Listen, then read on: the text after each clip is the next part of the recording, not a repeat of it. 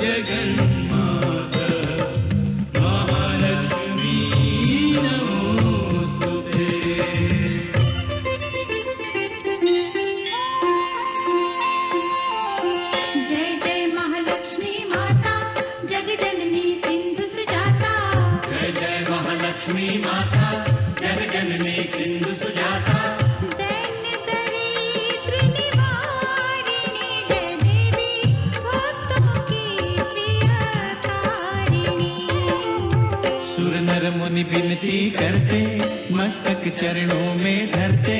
मुनि विनती करते, मस्तक चरणों में धरते। नमः नमः भवतारिणी जय देवी, श्री हरि की प्रियकारिणी। जय जय महालक्ष्मी माता, जग जननी सिंधु सुजाता, भक्तों की प्रियकारिणी।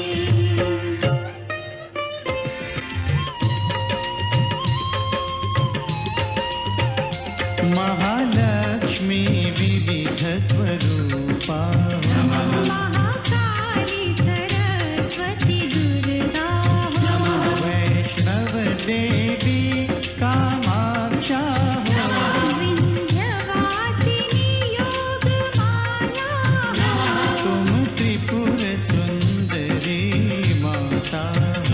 तुम क्षीर भवानी शुभदाता,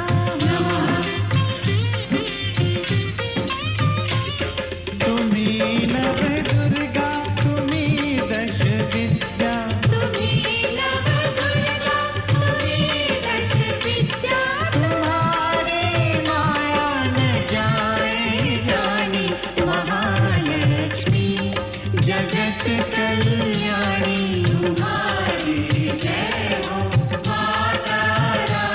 सुनत शुभ कथा, जाए दुख व्यथा। तुम्हारी कृपा, तुम्हारी दया, मांगे हम पृथ्वी लोक के प्राणी। महालक्ष्मी जगत कल्याणी। तुम्हारी जय हो माता रानी।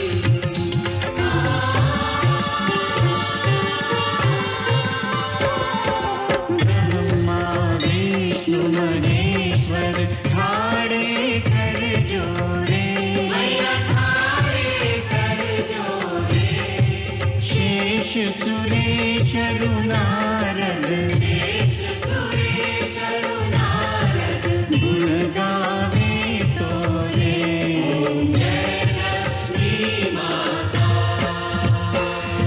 महालक्ष्मी माता, सदा निभाना हमसे, स्नेह भरा नाता। जय लक्ष्मी माता, जय लक्ष्मी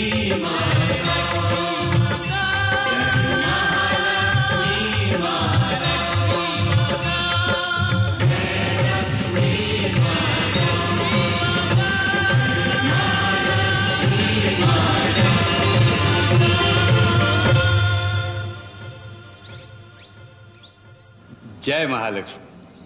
अब तक हमने आपको आदिशक्ति महामाया के लक्ष्मी अवतार की कथा सुनाई।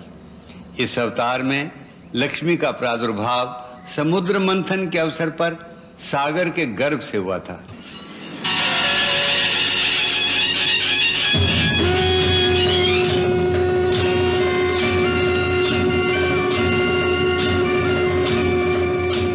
इसीलिए समुद्र देवता ने उन्हें अपनी पुत्री बना लिया और भगवान विष्णु के साथ भगवती लक्ष्मी के विवाह के अवसर पर समुद्र देवता ने ही उनका कन्यादान किया।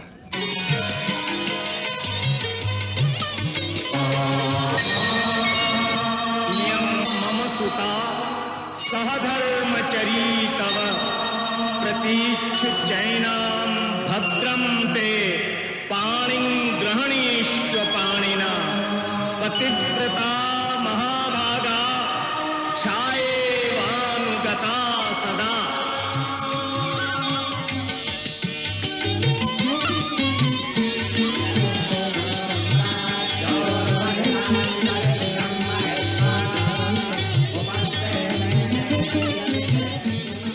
जिस प्रकार शेषशाही भगवान विष्णु के जिम्मे ये काम है कि जब जब संसार में धर्म की ग्लानि हो जाए, साधु जनों पर दुष्ट और क्रूर आतताइयों के अत्याचार असहनीय हो जाएं, तब तब दुष्टों का नाश और साधु जनों का उद्धार करने के लिए भगवान विष्णु को कोई नया अवतार धारण करना पड़ता है।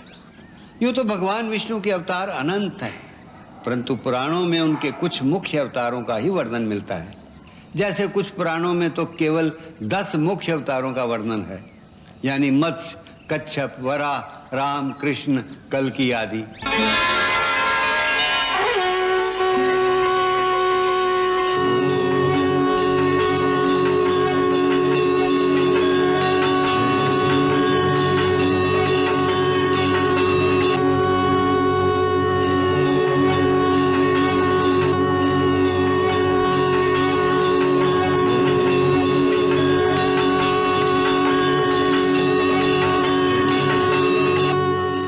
श्रीमद् भागवत महापुराण में तो 24 मुख्य अवतारों का वर्णन मिलता है। भगवान विष्णु की भांति ही भगवती महालक्ष्मी अपने भक्तों की रक्षा और आम संसारियों के हृदयों में श्रद्धा और भक्ति की आस्था कायम रखने के लिए अलग अलग काल में अलग अलग स्थानों पर अलग अलग रूपों में प्रकट होती हैं। चुनाचे भगवती माता के भी अनंत अवतार हैं, परंतु ग्रंथों में उनके मुख्य मुख्य रूपों का ही वर्णन मिलता है। उदाहरण के लिए वावन पुराण में देवी माता के नामों का वर्णन करते हुए उन्हें कात्यायनी, सरस्वती, अंबिका, भवानी, परमेश्वरी, कौशिकी, विंध्यवासिनी आदि नामों की संज्ञा दी गई है।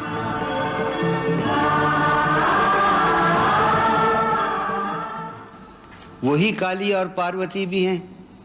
उधर मार्कंडेय पुराण और वराह पुराण में उन्हें वैष्णवी देवी की संज्ञा दी गई है।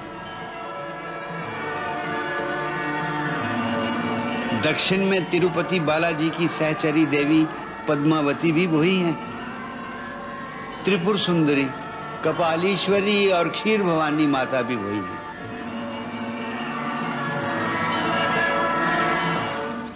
माता वज्रेश्वरी, माता ज्वालामुखी, माता चिंतपूर्णी, माता मनसा देवी भी उन्हीं आदि शक्ति महालक्ष्मी के ही रूप हैं। हम आपको अपने इस धारावाहिक में इन्हीं सब रूपों में से कुछ मुख्य मुख्य रूपों की झांकियां दिखाएंगे। श्री लक्ष्मी और मोहिनी अवतार दिखाने के बाद अब हम सर्वप्रथम श्री वैष्णो देवी की कथा का शुभारंभ करेंगे।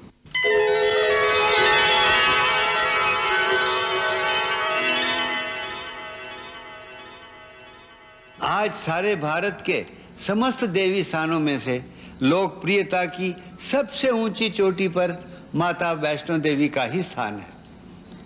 वैष्णो देवी का मंदिर त्रिकूट पर्वत की एक पवित्र गुफा के अंदर है।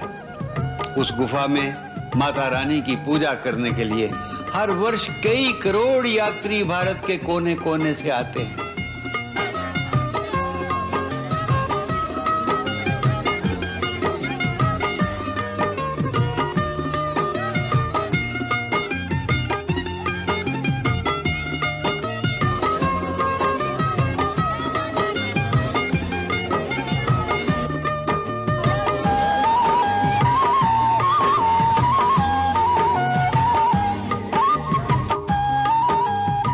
कहलाता है कि दक्षिण में तिरुपति बालाजी और उत्तर में माता वैष्णो देवी के मंदिरों में जितने श्रद्धालु और भक्त आते हैं उतने किसी और तीर्थ पर नहीं जाते।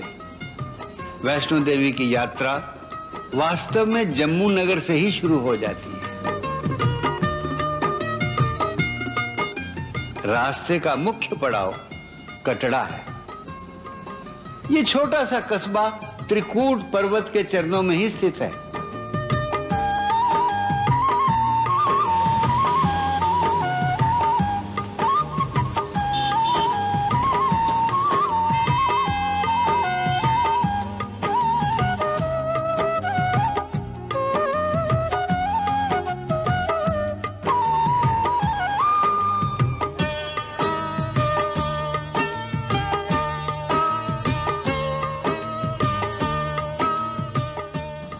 यहाँ से त्रिकूट पर्वत की चढ़ाई शुरू होती है, जहाँ समुद्र तल से 5200 फुट की ऊंचाई पर माता की वो पवित्र गुफा है, जहाँ माता वैष्णो देवी कई युगों से अदृश्य रूप में तपस्या मग्न होकर कलयुग के अंत में आने वाले श्री कल्कि अवतार की प्रतीक्षा कर रही हैं।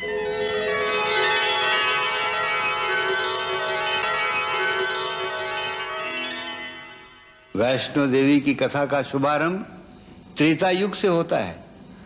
उस युग में वैष्णो माता ने महाराज रत्नाकर के घर में त्रिकुटा नाम से जन्म लिया था।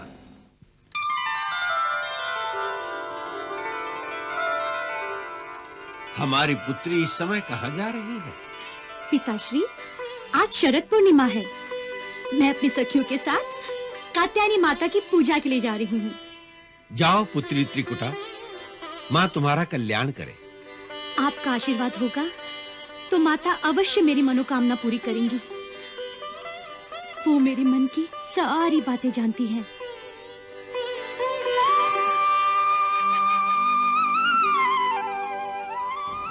फिर पिता से आज्ञा लेकर उस जन्म में उन्होंने भगवान विष्णु के मानव अवतार भगवान श्री राम को पति रूप में पाने के लिए बड़ी घोर तपस्या की।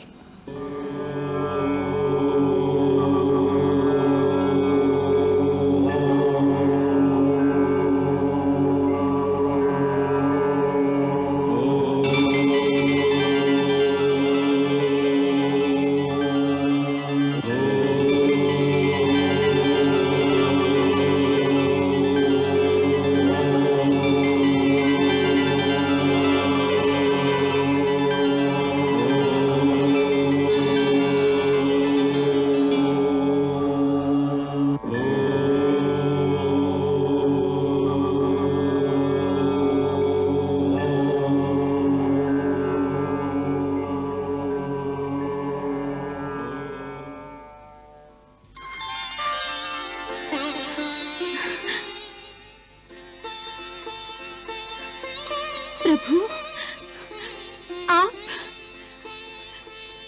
प्रणाम प्रभु। उनकी इस महान तपस्या के फलस्वरूप जब श्री राम ने उनको दर्शन दिए तो राजकुमारी त्रिकुटा ने उनकी पत्नी होने की कामना प्रकट की। तब श्री राम ने उनसे कहा, हे देवी, मैंने इस जन्म में एक पत्नी व्रत धारण कर रखा है, इसलिए इस जन्म में तुम्हें मन वांछित फल नहीं दे सकता, परंतु तुम्हारी ये महान तपस्या निष्फल नहीं होगी। इसलिए कलयुग में जब मैं कल्कि अवतार धारण करूंगा, उस समय तुम मेरी सहचरी बनोगी। उस समय तक तुम भक्तों के कल्याण की लीला करती रहो।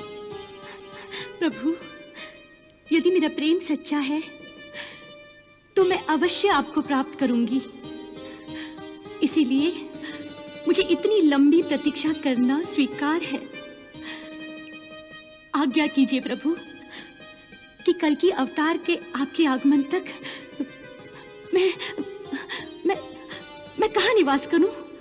देवी त्रिकुटा, मैं तुम्हारे संकल्प की दृढ़ता से प्रसन्न हूं।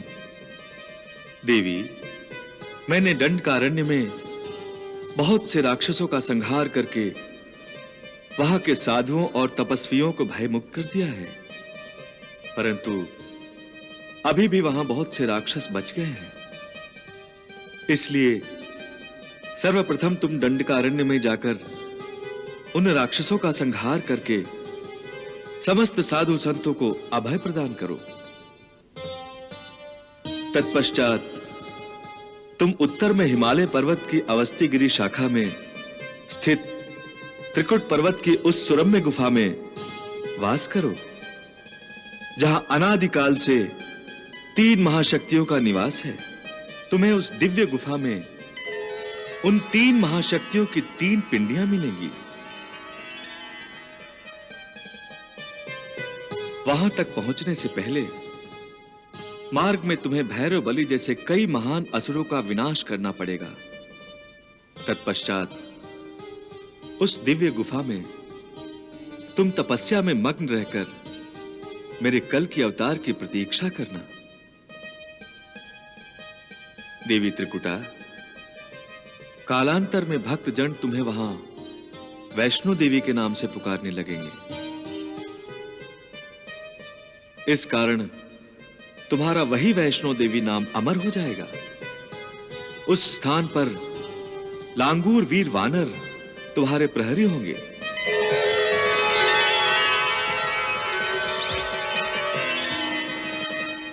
और तुम्हारे आगे आगे तुम्हारा झंडा लेकर चलेंगे।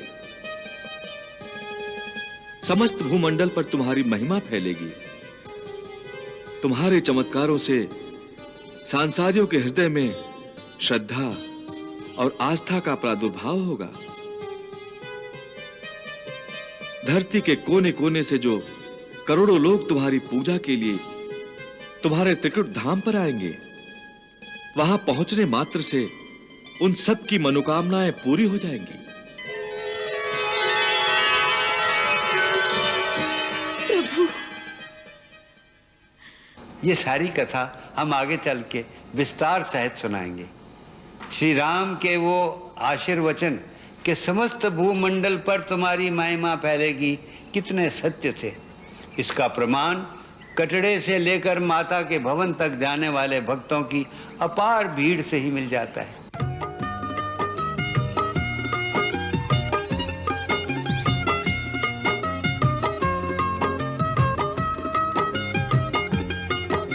कटड़ा से भवन तक 14 किलोमीटर का ये रास्ता न दिन में सूना होता है न रात में। 24 घंटे भक्तों की टोलियां इस मार्ग पर माता की भेंट गाते गाते चलती रहती हैं।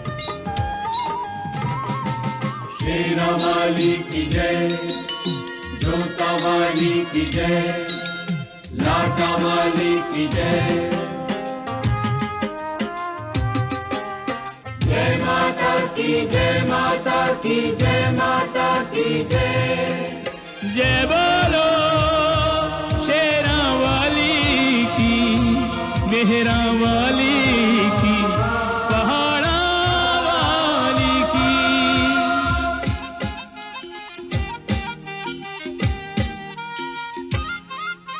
सीढ़ी सीढ़ी चढ़ता जा, भवन की ओर बढ़ता जा, तुझे मिलेंगे मिलेंगे माता रानी के दरस अनमोल भगता।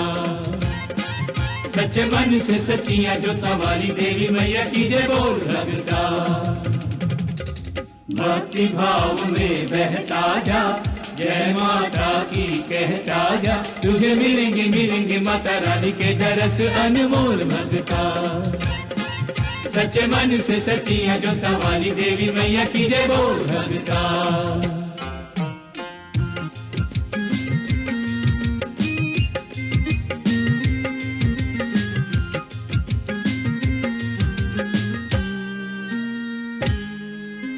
प्रेम से बोलो जय माता की, सब मिल बोलो जय माता की, आते भी बोलो जय माता की, जाते भी बोलो जय माता की। वही महालक्ष्मी वही महामाया, हर देवी पे वैष्णो देवी की छाया। हर देवी पे उसी देवी की छाया। आती है मुरादे लिए भक्तों की टोलियां,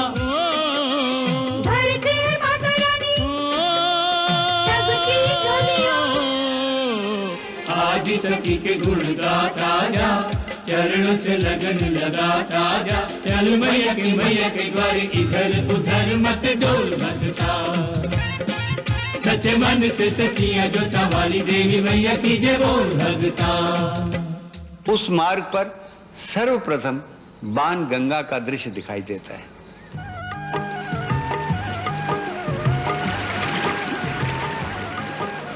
यहाँ माता ने अपने शेर की प्यास बुझाने के लिए धरती में बाण मारकर पानी निकाला था। फिर चरण पादुका का स्थल आता है, जहाँ माता के चरण चिन्ह अंकित है।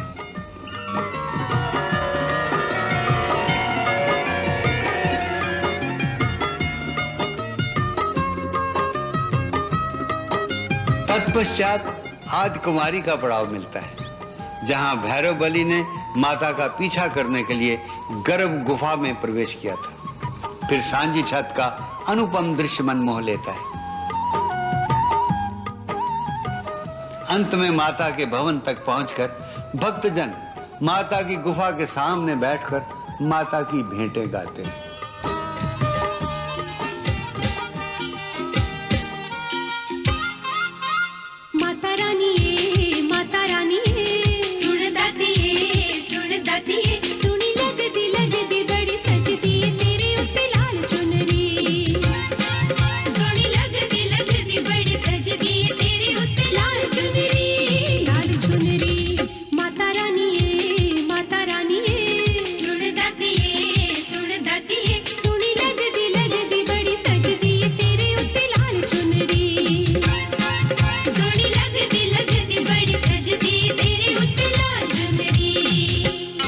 अंततः उस दिव्य गुफा के अंदर भक्त उन 3 पिंडियों के दर्शन करते हैं। इस गुफा में जो 3 दिव्य पिंडियां हैं, उनमें से बीच वाली पिंडी माता महालक्ष्मी की है। वैष्णवी माता तीनों लोकों की माता है। ये विष्णु की भक्त और विष्णु की शक्ति स्वरूपा है। श्री महालक्ष्मी के वैष्णव अवतार की कथा वास्तव में समुद्र मंथन से ही आरंभ होती है।